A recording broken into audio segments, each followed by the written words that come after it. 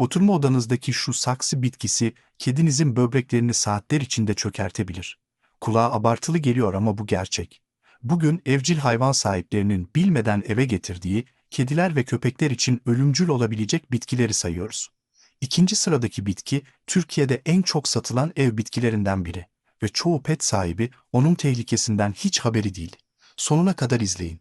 Çünkü bu liste evcil hayvan alışverişinizi sonsuza kadar değiştirebilir. Videoya başlamadan önce abone olun ve bildirimleri açın.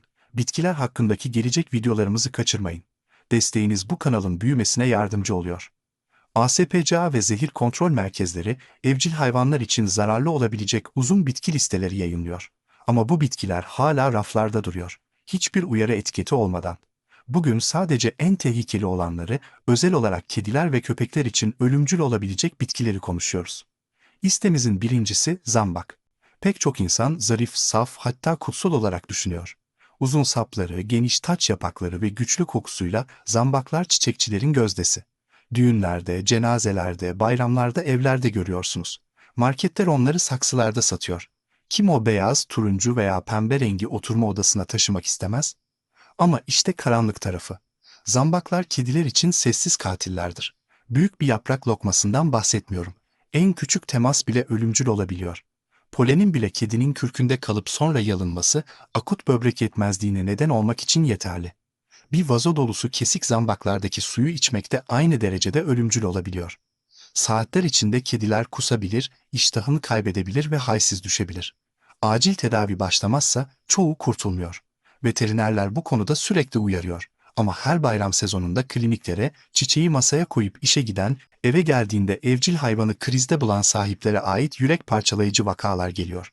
Tedavi 18 saat içinde başlamazsa hayatta kalma oranı dramatik biçimde düşüyor. Toksin bu kadar hızlı hareket ediyor.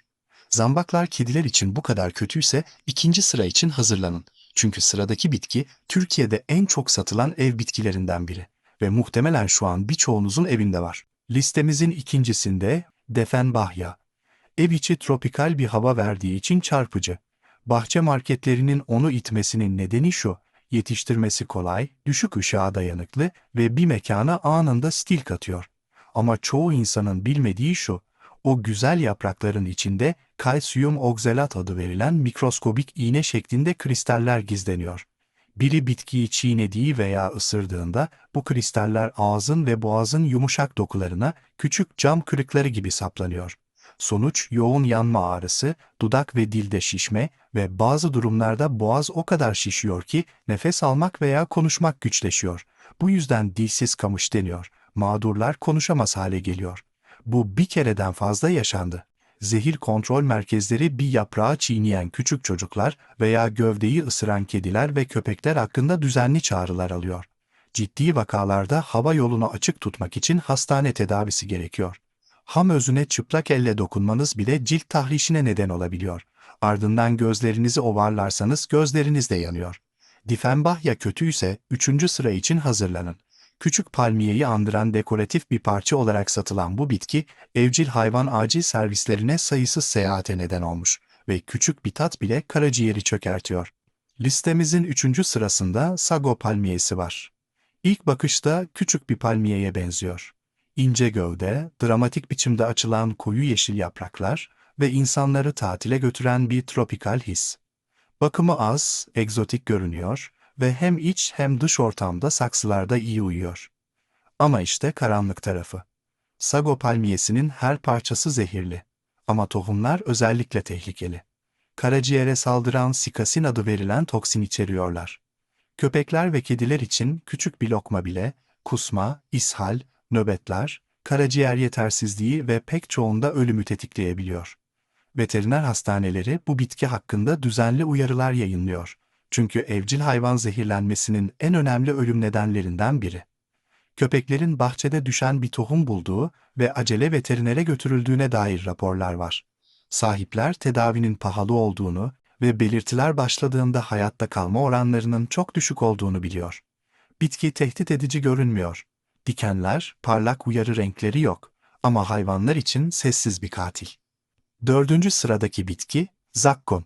Uzun boylu, parlak yeşil yapraklar ve tropikal bir kartpostalı andıran pembe, kırmızı veya beyaz çiçek kümeleri. Bahçe marketlerinin neden onu bu kadar sevdiği anlaşılır. Kuraklığa dayanıklı ve sıradan bir bahçe köşesini egzotik canlı bir alana dönüştürüyor. Ama işte çarpıtıcı gerçek. Bu bitkinin her parçası zehirli. Yapraklar, çiçekler, gövdeler, hatta yakarsanız dumanı bile. Zakkum, kardiyak glikozitler adı verilen güçlü toksinler içeriyor. Aynı bileşikler bazı kalp ilaçlarında da kullanılıyor. Fark şu, ilaçlarda doz kontrollü. Zakkumda tek bir yaprak bile bir çocuk için ölümcül olabiliyor. Köpekler ve kediler de risk altında. Belirtiler kusma ve yavaşlayan kalp atışından ani ölüme kadar uzanabiliyor. Bu sadece teorik değil, evcil hayvan hastaneleri insanların zakkum çalılarını budadığı ve hayvanların yanlışlıkla budanmış dalları yediği yaz aylarında düzenli olarak uyarı yayınlıyor. Narin neredeyse peri masalından çıkmış gibi görünüyor ama vücudunuzda kalbiniz için bir zaman bombası gibi hareket edebiliyor. 5. sıra sizi şaşırtabilir. Açelya. İlkbaharda bir bahçe marketinde yürüyün ve onları her yerde göreceksiniz. O kadar canlılar ki neredeyse boyanmış gibi görünüyorlar. Ev sahipleri onları seviyor çünkü dayanıklı, her yeşil ve herhangi bir ön bahçeyi göz alıcı bir çiçek gösterisine dönüştürüyorlar. Ama bu güzelliğin ardında tehlikeli bir sır gizleniyor. Açelya ve rododendronlar, grayanotoksinler adı verilen bileşikler içeriyor. Bu toksinler, vücudun sinir ve kasların çalışmasını sağlayan sodyum kanallarına müdahale ediyor. Hatta birkaç yaprak veya biraz nektar, bulantı, baş ve karın ağrısı ve tehlikeli biçimde düşük tansiyona neden olabiliyor. Köpekler için özellikle riskli. Kusma, ishal, salya akması, halsizlik ve hızlı tedavi edilmezse ölüm getiriyor.